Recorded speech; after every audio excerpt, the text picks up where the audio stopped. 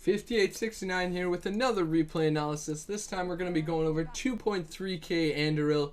He's going to be playing the one position Juggernaut. He does have a fairly good score at the end of this game, however they do still lose. So we're going to try and go over maybe what he could have done better here. So he does buy his items pretty quickly, leaves the base pretty quickly. I do like that. I'm probably going to start coming down a little bit more on that, mentioning that more in my videos, that buying your items, like knowing what items you want to get and buying your items as fast as possible is very important early on, because the faster you get out towards the rune, in your lane, in your jungle, the more opt you are to maybe seeing a support or an off laner place a ward, or seeing if maybe they're going to come and wrap around gank you, or if they walk into the Roche pit, something funky like that. So Anduril is actually going to scale crit first. I don't agree with that. I do say generally you want to wait to scale anything, especially as somebody like a Juggernaut, right? Like if there's a fight around the river and two of you guys are at about half HP, you wait, you scale healing ward. It's honestly pretty good in my opinion for a situation like that. You heal up 2, maybe even 3 heroes, something like that. Or perhaps if you get gone on, you scale your Blade Fury, you spin, you don't take any stuns or magic damage, something like that. So another thing to keep in mind, but definitely don't want to be scaling this early on, especially a passive like crit.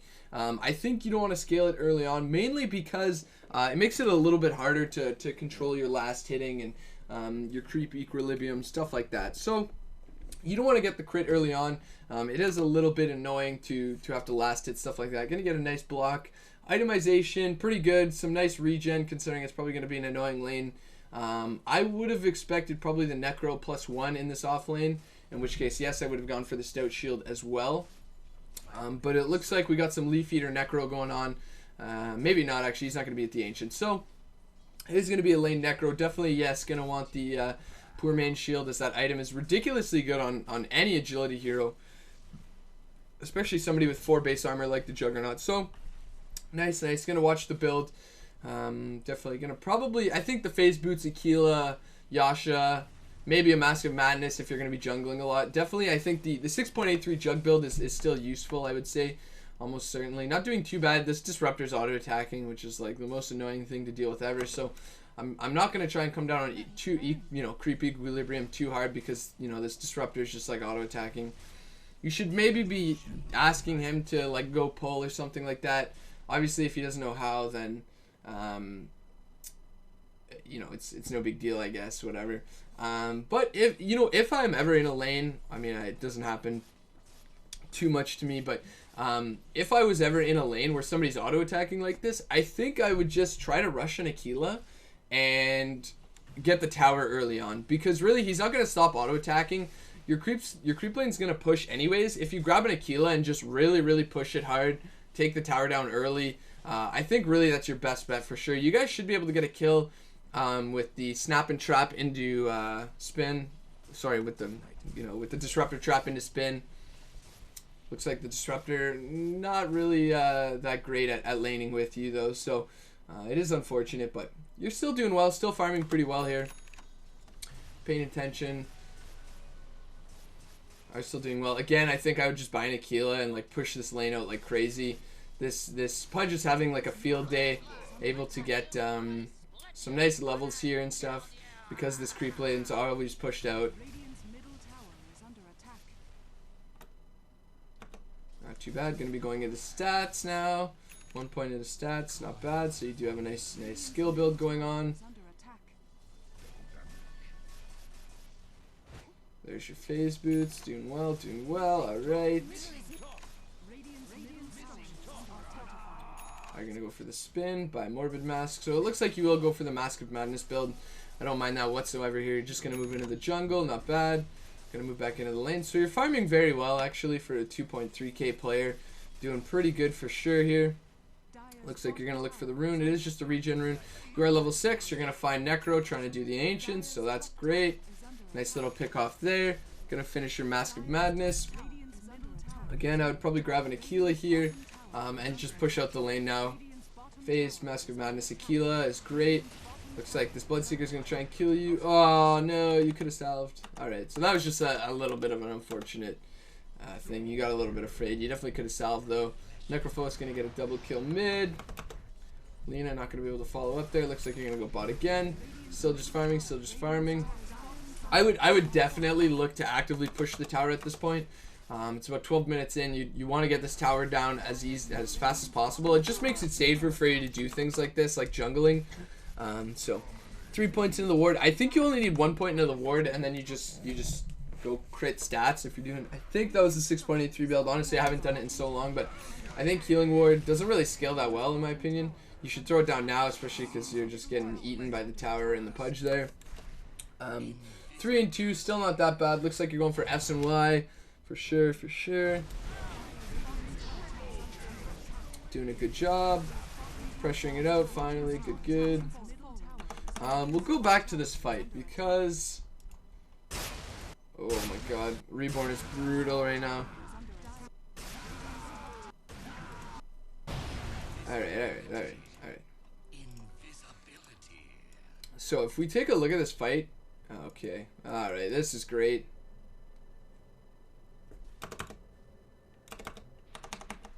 Okay, that's just an illusion. Alright, okay. So, if we take a look at this, you TP in when there's already 4 heroes here. There's only like... There's really no other heroes here, right? Like, there's this random TP in. There's no reason for you at all to TP in here. Like, at all. Because they're gonna get this kill no matter what. As far as you know, there's nobody else down here. And really, if there's a pudge down and you know they're gonna get this kill, there's really no way they come back from this. Like, absolutely no way they come back from this team fight and kill you guys. So there's no reason that you have to come down here, and it's kind of a time waster, right? Like, your team can take this fight and most likely take this tower. I would say they certainly should be able to. Gyrocopter gonna use his ultimate, land on a bunch of heroes, but it doesn't matter. So you probably would have been better off going mid or going top lane, contesting this Bloodseeker. You could easily kill him with your ultimate, or just going mid lane and fighting up against this tower. So just something to keep in mind is that your TP is kind of inefficient, right? You TP down there, you spend 100 gold, and now you're alongside 4 other heroes, pushing this lane out, sharing the EXP, sharing the last hits, and it's really not that great for your team. You could have been in another lane. It looks like you guys are going to look to pressure this tower, but again, they probably didn't really need you here. They should have been able to do it without you. It looks like the pudge is trying to go ham. Not really sure why. He's gonna die again. Even if you're not here, it doesn't matter. So you can just kind of see how more efficient it would have been for you to TP to another lane, right? Because they didn't need you whatsoever. You're gonna move into the jungle, which again isn't the greatest. Whenever you can farm in the lane, you kind of want to, especially because you really don't have that many cores. If you had like a Luna or something like that, you know, that's gonna be farming in the lane as well, I'd say yeah, maybe stay in the jungle. But realistically, you haven't really been in the lane that much. You're gonna get a nice ult here. Still chasing on this guy. You should be able to get a kill. Oh no, he's got a Dagon. Alright, so that's a little bit sketchy. Mask of Madness into a Dagon is pretty intense. So there you go. I'm pretty sure you could solo Roche right now, so you should kind of keep that in mind. You are gonna push into the lane. This is where you want to be right now. You get a little bit scared. You honestly don't have to be. I think you've got a ward up there which shows you who's there. You might have been able to stick around, but that's no big deal. You still have all of your towers. Again, you should be able to solo Roche right now, I believe, so you should just go to do that. I don't think 4 points into the healing ward is the best idea. I think 4 points into the crit is much better. You do have ulti here. Looks like you are going to spend it. Spread the damage out well. There you go. Going to look to get another kill. That guy kind of screwed you guys. You should be able to get out here. You're going to TP home. Grab your Ogre Club. Good job. Again, you kind of have to recognize that what makes this build so strong is that you can just solo Roche so early on. So you really need to be doing it. Like, it doesn't matter if you do it later on or something. Like, you should have it done by now. You should seriously have it done by now. And that's really where your power creep comes in as the Juggernaut, is you solo the Roshan, you get your Aegis, and you move to fight after that. You guys are already winning fights, which is great. But you should have this Roshan down. It's going to be earlier Roshan, which means you'll be able to get it later on as well. It means you are going to have easier team fights. You don't have to be as worried about popping your Mask of Madness or getting killed over here by this Necrophos. Weird cooldown stuff going on over here. He's just going to... Oh no, that jumped to the creep wave. That was unfortunate. Weren't really paying attention. You're probably going to go down here. Alright, so that was a little bit greedy. They still have a tower there. Oh, this is brutal. Okay. So you run in, the gyro's calling down. This guy's still alive, but it doesn't really matter. No. You're going to spend your ultimate. You're not really aware of the creep wave there. And now you're by the tower, and there's really nothing you can do to get out, right? You're going to get ruptured. Bloodseeker's going to kill you, and that's pretty much it. So a little bit aggressive there. You never want to be that aggressive. You never want to chase around a tower. You know they can TP in. Especially if you look at a hero like a Bloodseeker, he's got fantastic chase, right? Like Rupture's got pretty good range. He's going to have bonus move speed from heroes being low. And if he just TPs into that tower, it's just hard for you, right? So keep in mind when you're playing against a hero like a Bloodseeker, like a Pudge, they've got great chase, right? Like Hook's long range, Rupture's long range, perhaps even a homing missile on you if you already spend your spin is annoying. So something to keep in mind, even like chains into whatever the alt is called, I don't even know, Chakram, yeah. So chains into a Chakram to slow you down as well. So they've got some great chase, which means whenever heroes have chase, so like if they have an Earthshaker, a Bloodseeker, something like that, you don't want to get too close to a tower for a kill, right? Because all it takes is a TP in, and then they can follow it up and kill you. This Bloodseeker's got like a ridiculous amount of damage right now. She should turn around and Dragon Slave him though, because she can. There it is, gonna get that kill. She's unstoppable. So something to keep in mind, again, if you do Roche, you don't have to worry about something like that because you've got an Aegis now, you've got your SNY, and you still haven't Roche. So this is a huge issue. A huge issue that you haven't Roached yet, because it's so important in the Juggernaut build, right? Like, it's so critical that you take Roche, because that's pretty much what he's for, right? Like, if nobody's going to buy you smoke, buy one yourself and just walk into the pit. They've got a Lifesteal or a Bloodseeker, but you should never get low enough that he sees you. S and Y, 4 points crit, 4 points healing ward, and I think 1 or 2 points in the stats. So, really, you should be able to solo Roche, and that's what you should be doing. So I do have an issue with that for sure. Your farming patterns aren't too bad. Looks like you're going to run away, grab this, spend your ultimate. That Gyrocopter is really tanky, actually. I want to see what his items are. Okay, so he's got Strength, Treads, Helm, S, and Y. That's something you should be aware of when you jump on somebody. You should be very aware of their items. You should probably click on them, especially because he could have a Manta at this point, and if he has a Manta and just pops it after you use your ultimate, you're pretty useless, right? But just look at this. You do no damage. He's got a ridiculous amount of armor with Aquila, Helm, S and Y, and Treads. So your ult is pretty much useless at that point. Then you just get hooked, and from this point, it's pretty much over. You're just going to get wrecked. So you got to pay attention to the items as well. Again, you're fairly close to a tier 1. So with a hero like Pudge, when they've got a gap closer, you've got to be careful, right? If it was a Bloodseeker, same thing. You get ruptured, you're going to go down. So something to keep in mind. Again, you should be doing this Roshan. Like, it's 26 minutes and you guys haven't taken Roche, especially since you've won a couple team fights as well. You probably should have done it after a team fight. You do catch this guy. He's really strong. You're going to go down again. A lot of dying if you're fighting this much. Again, Roshan would be huge. But I think I've said that enough, so I'll probably step off talking about Roshan here. A Basher I don't think is your best option here. They don't really, they're not really kiting you. If they are kiting you, it's because you're getting ruptured or you're getting caught in a call down or something like that. Like, you're getting slowed or you can't move, so a Basher's not going to help that much. I think a Scotty is very important. It's still going to help you with that chase, but it's going to tank you up, which obviously you really need. You've been dying a lot, so, you know, the Basher is kind of the glass cannon build. Not a full glass cannon, but it definitely is kind of makes you a little bit more glass, right? Like, it doesn't help you at all in terms of HP. So I think moving into the Scotty is the better option. S and Y, Mask of Madness, Scotty. You've got that natural crit, so you don't really need too much of a damage boost, which, you know, Basher does give you. So, you know, just something to keep in mind. You've got a natural crit, so you've already got kind of an item boost in that way. So I definitely think the Scotty is the better option here for sure. So looks like you're going to continue to go here. I think, actually, what a pretty legit build would have been this game was to go S and Y, and then from there move into Silver Edge, because I'm pretty sure you can disassemble. Yeah, you can disassemble S and Y, grab a Silver Edge, and then a Manta after that, but Silver Edge absolutely wrecks Bloodseeker. Like, it's so important to get rid of these thirst stacks that if you hit him once with the Silver Edge, he's not going to get those thirst stacks. He's got a blade mail or something, I don't even know, but it's a pretty legit item, honestly, against a Bloodseeker. It's a pretty hard counter to him because he relies so heavily on those thirst stacks. So something to keep in mind. I think Silver Edge into Manta actually probably would have been the build this game. They're going to go down again.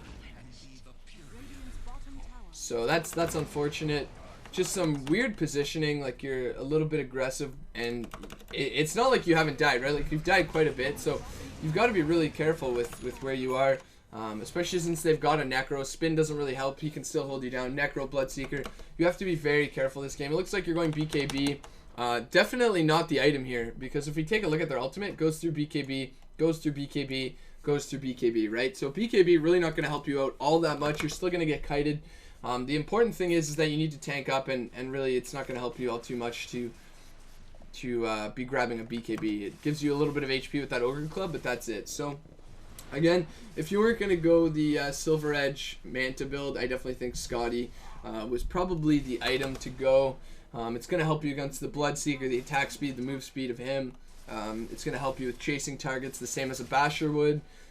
Give you more HP up against stuff like this. So there you go. You've almost got the BKB, about 9 and 6, so you're not doing too bad. You're farming pretty well. I think you can see them in their jungle. You should be a little bit more aggressive if your team's going in their jungle. You're very important in these team fights, but it seems kind of like your team doesn't really have an idea of an objective you want to accomplish. Like it seems like your entire team's just running around back and forth. Which is kind of bad, right? Like he's gonna get killed, you're gonna look for the ultimate, but the wall's really annoying. There you go, you get a nice little ult on a couple heroes. And now there's 3 dead on both teams. And alright, so he's gonna go down as well. That's a little bit unfortunate. This build is more than just your ultimate, right? So you probably could have chased that gyro down and killed him, because you definitely should be able to man mode unless he's got like Scotty, which he doesn't. Now they're taking Roshan, and that's a huge thing, right? You want to think of yourself kind of as like an Ursa or a Lycan, that you really need a Roshan to be as effective as possible. So when they steal a Roshan, they're effectively taking away from you as a hero, because you're meant to take Roshan so early, either alone or with your team. Now this gyro has Scotty, and there's really no way for you to kill this gyro anymore. You've got the Basher, it doesn't even matter. You got your ulti, it does like no damage really. And it looks like the gyrocopter is actually going to die twice. Alright, so that's pretty huge. That's pretty huge. Your team isn't really doing much here. You'd move into the jungle. You guys should have gone out and aggressively warded their jungle, or warded around mid lane, to prep yourselves for taking the tower. You don't have bot tower, or you have bot tower, sorry. So you don't need to go around there pressuring it. You should be pressuring mid, maybe top lane, and try to take them out of their jungle to use for yourself. Juggernaut is really fast at taking the jungle, so if you can ward up their jungle and be safe there, it's really easy for you to remove their jungle from them. It looks like, there you go, you got a Scotty of your own, and now you're like super farmed, and you're doing well again. So you guys are coming back, it looks like. So there you go, Scotty doing well. The Basher again, like how has the Basher helped you, right? Like I don't think it's done anything really. There's a DD that's pretty disgusting.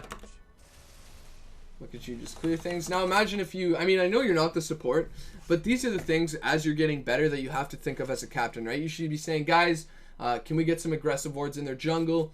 Because think about where you're going to be for the next 10 minutes, right? Like, here's their jungle. Here's one tower you need to get. Here's another tower you need to get. So where are you guys going to be? You're going to be in between these 2 towers. You're going to be taking this tower, taking this tower. Their jungle is a huge point of contention. If you can take the towers as well as their jungle, you guys are like leagues ahead, like ridiculously far ahead.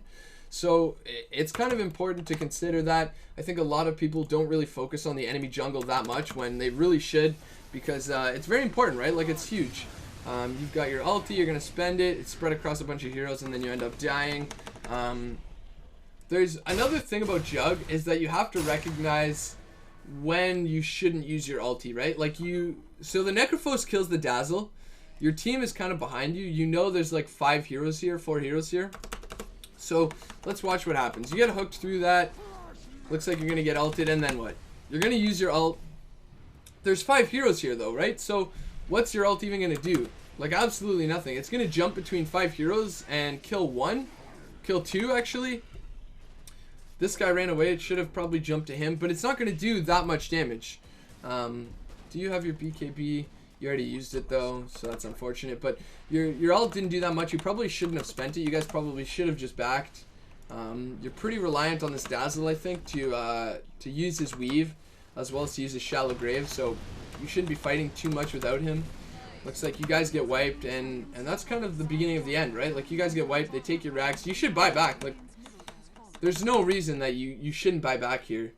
This 1700 gold is not going to be more useful going towards an item than it is saving your racks, like, at all.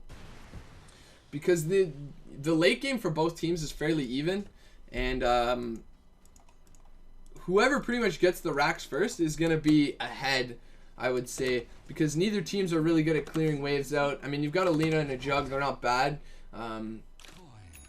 but still, it's kind of annoying to have to fight one racks down when you guys are even, right? So now they have an advantage. They have mid lane always pushing out, and that's really annoying for you guys. So it looks like you're going for the Abyssal next. You know, not the worst that it could be. Looks like Pudge is going to get a kill. You've got to be careful. You have no Dazzle, so they're obviously going to look to push. So you guys should not be out whatsoever. You should be telling your team, guys, we should be back in base.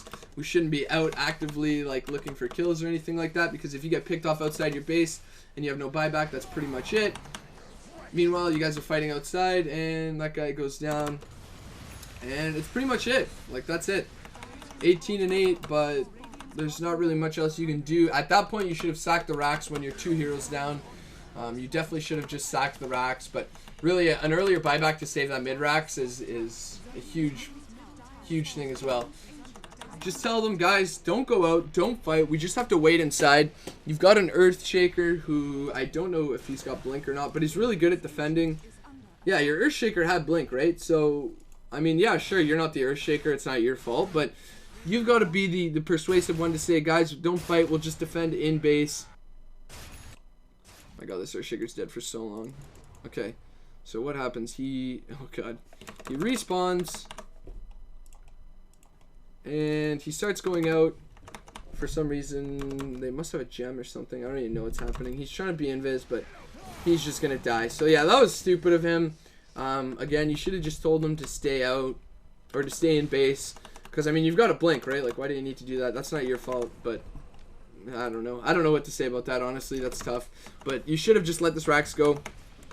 Your ult is going to do a little bit less because it's probably going to jump to creeps. Yeah, it pretty much just jumps to creeps there. And then that's the end of that pretty well. So the biggest thing about Juggernaut that makes him strong is fighting with a team. As stupid as it sounds, because you think like, oh, everybody's good at fighting with a team. You really need your team there. Because you need the healing ward to be like another point of contention, right? Like you need to be up there hitting people.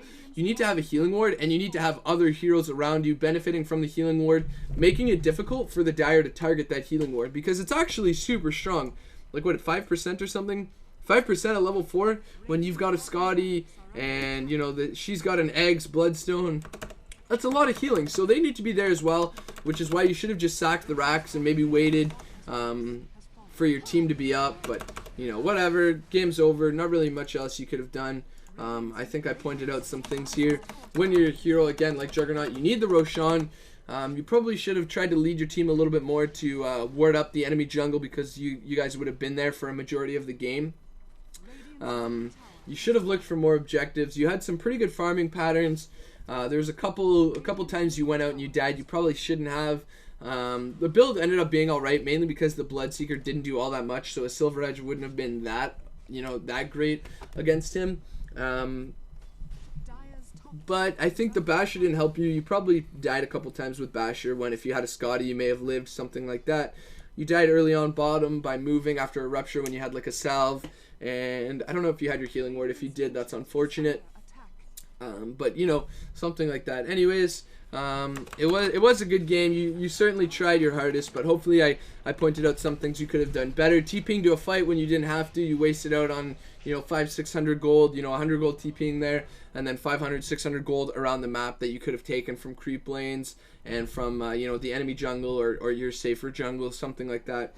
So you could have had a higher GPM, maybe been somewhere around 600, and you could have had an earlier Scotty, maybe an earlier Basher if you were going to buy it, stuff like that. So hopefully I did help you out a little bit, and thank you for sending in the replay. I chose this one because you did lose despite the fact that you were 18-8, so something you could have done better for sure.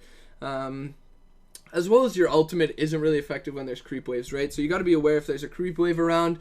The gyrocopter was super tanky, so there was that one time you ulted him without checking his items and you didn't do anything. You ended up getting hooked and dying. And then bot lane as well, when you went close to that tower, you ended up getting ruptured and dying. So again, when there's heroes with chase, the Earthshaker was on your team, but if there's an Earthshaker on the other team, a Bloodseeker, a Pudge, somebody with good gap close, like a Slark, something like that, you got to be very, very careful when you're going up near another tower. So thanks again for sending it in. Hopefully I did help you. I felt like I was maybe being a little bit hard on you, but I'm just trying to help everybody get a little bit better. You did do a good job. You had great farming. You ended up really being a huge part in why your team almost won. But thanks again for the game, and hopefully looking out for my next replay analysis. Hey everyone, thanks for checking out the video. Hope you enjoyed it. Feel free to check out some of my other videos. I have my series From Lane to Lane where I just cast some everyday pubs that you guys send me. I also do some more professional pubs like games from Koikva, Miracle, whoever I can get my hands on from Dodo Buff. I have a learning series as well, so feel free to check that out. There's some more info in the description as well as some videos linked in the annotations at the end here. Thanks a lot.